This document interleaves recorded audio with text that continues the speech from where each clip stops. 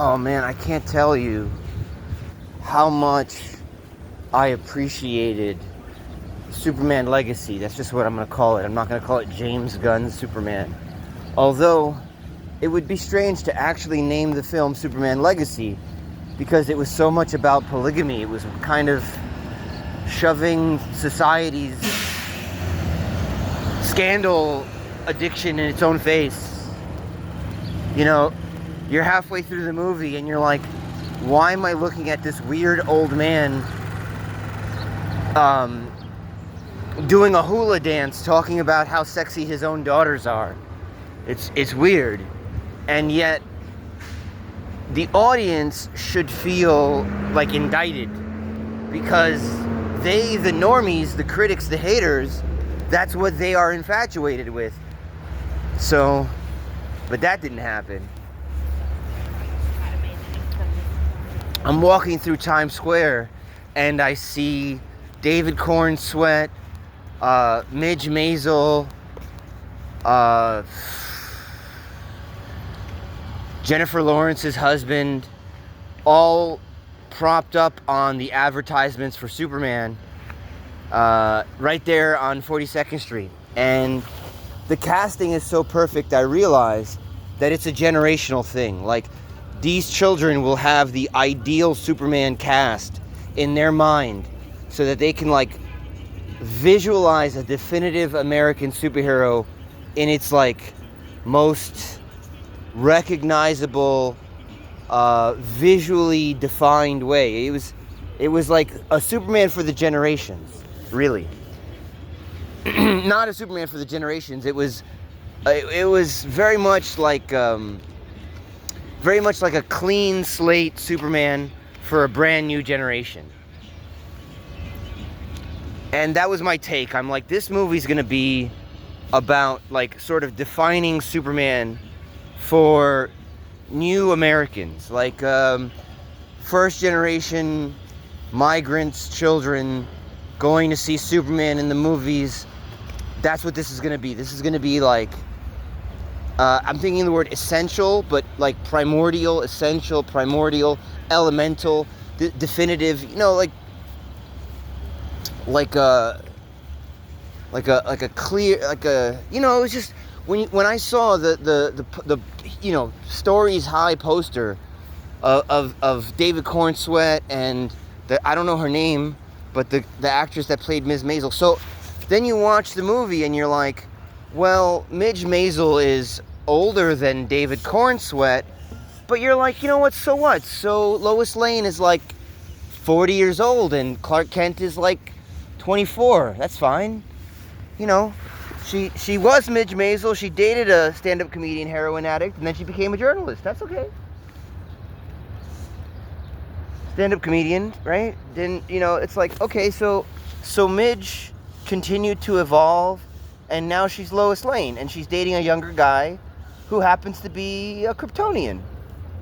That's cool. You know, it kind of explains why she's so valuable to Clark. You know, that. And by the end of the film, you're looking at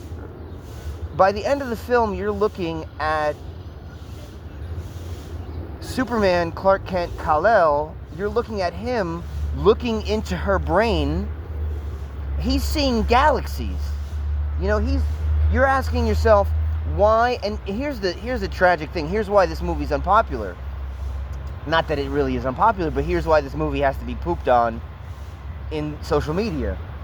Because if you're actually enjoying this film, you'll process it because it's not that complicated. So if at the end of the film, really what you would be asking yourself is, and this is sort of a crude question to ask, but it's because they're so physical, because they're so biological, because it's a biological relationship, male and female, and they're physical together. It's not like they're friends. It's like, you know, in film and in narrative, in serial stories, episodic. In episodic stories, there's always the will they, won't they, like Scully and Mulder, Olivia and the scientist's son, there's always the will they or won't they. But because the movie ends with them, like, boyfriend and girlfriend at the end, the question is like, okay, well, why would Superman choose this one girl over an entire nation of subs? And the answer is, I guess she's just that special. Like, I guess this journalist American girl is just so special that he looks into her brain with his super sight vision, you know, his microscopic, I don't think microscopic vision is the correct thing, because that means that he can't see that much. His telescopic vision into her mind, and we know this now in 2025, 2026, because in the Marvel Universe, the space portals are called the neural network. You know, the whole galaxy is a brain. You know, when he looks into her mind, he's looking at her make the most beautiful decisions. He's seeing into her brain, making the most beautiful ideas in her mind. And, you know, and then, what song do we hear at the end? We hear Iggy Pop. You know, the thing is, David Cornsweet is literally bored with looking good. The man's 7 feet tall. He's got a jaw like a brick. He literally is like Superman. He's bored with being God, and it's not. He's Superman. Nigga's flying. He's not sitting in the club with liquid muscles drinking. He's Superman. He's choosing to be a journalist. His end game is truth, justice, and the American way. That's his end game. And if you're wondering what is the American way, it's, hey, maybe don't be a polygamist. Hey, maybe don't dominate the entire environment until there's nothing left. Why don't you try falling in love with a girl whose job it is to reveal the truth to the nation, the way libraries are supposed to educate the populace, so that we have an educated voting populace. I agree. That's, like, at the end of the movie, you're asking, why would this demigod Superman choose one girl over an entire nation of subservience? And the answer is David Cornsweet using telescopic vision to look into this girl's brain, and he's smiling at her like, I see galaxies in you. I see heavens. In your mind, your decisions are beautiful. And they're sitting, and they're flying. They're not sitting, they're sort of, they're framed, and they're enthroned in the air because they're flying. They are contextual. I need a better word for contextualized, but they are like the angels in a Renaissance painting, the way that they surround a character, and they are foiled. They are surrounded by a mall, commerce in the morning, empty, and our imagination says, what is this building? And the building is this beautiful, ornate, Victorian era urban mall. You know, like Kittleridge's. It was a show that this guy did where he was the supervisor of a J.C. Penney, like a big mall. Selfridges, you know, they're I don't know, they're enthroned, or they're encourted by this beautiful mall, commerce, you know, a multi-tiered Victorian shopping center in the morning before anyone's in there, because there was like a big Superman thing going on. So the mall that they're in is kind of private, and they're alone, and you're watching this, and no one is watching this movie because everyone's in love with their misery. Post-COVID, you know, you're watching the movie, and you're watching the movie alone because you're an American, and everyone's just loving being miserable. No one's going to see Superman in 4DX, and you're there watching Superman and Lois Lane in an empty, Victorian, beautiful mall, and they're alone and you're with them, and that's it. That's the end of the film, you know? And then the last scene is him looking at pictures of his family. And the audience doesn't get it because, you know what? I didn't realize it's so tragic. This is God's tragedy. This is God's tears right here. Is that, you know, Tom Cruise, he goes, we all watch movies the same way. And I'm like, excuse me, Mr. Cruise, politely. These Mexicans, they do not watch movies the same way we watch movies. I'm sorry. Love them. Accept them the way that they are. They go to watch movies the way you go to see a wrestling match. They go for the spectacle. You know, the word for movie is slime. In Spanish, the word for movie is the word slime. And it sounds like the word slime. Pelicular. Like, it's peculiar. It's the opposite of what it is. Because when you go to see a film, it's not weird. It's completely relatable. It's entirely relatable. To you, the American, it's relatable to you, the American. But to the third world traumatized refugee on the run, who would go to work even if you didn't pay them, just so that they could be distracted from the suffering of life, it is quite peculiar. It's sort of like a spectacle.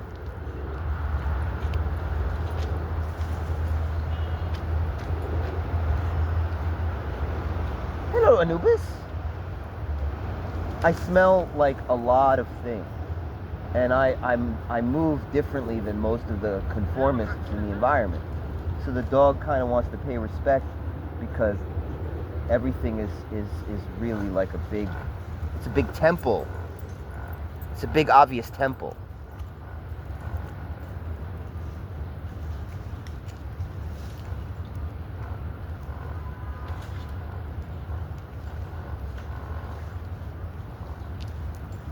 Oh man. So that's Superman.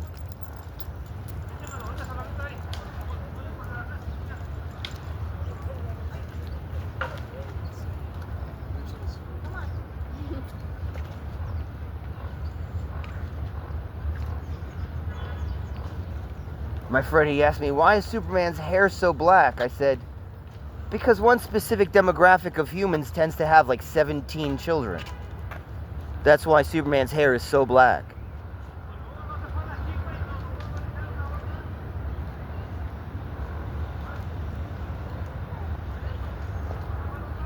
Some guys have a lot of children, like a lot. Like 12 children by the time that they're 23.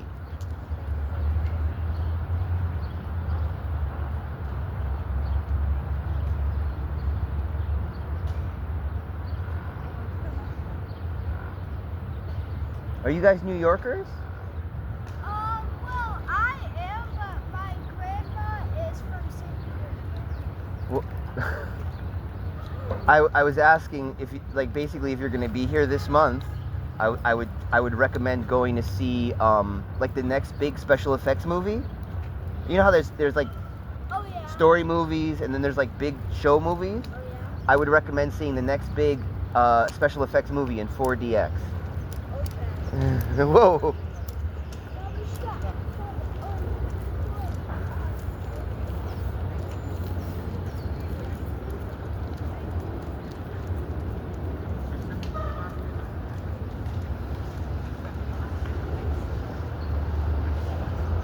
When I saw Twisters, the second Twister movie in 4DX, it was like, imagine there was a religion, and that religion is called being grateful. Like, that's your religion, is going, oh, this is really enjoyable. So when I saw the sequel to Twisters in 4DX, it was like going to church for the grateful. Everyone was there, and instead of listening to someone teach, like, some sort of lesson on a story, be comfortable with each other. it was everyone really enjoying this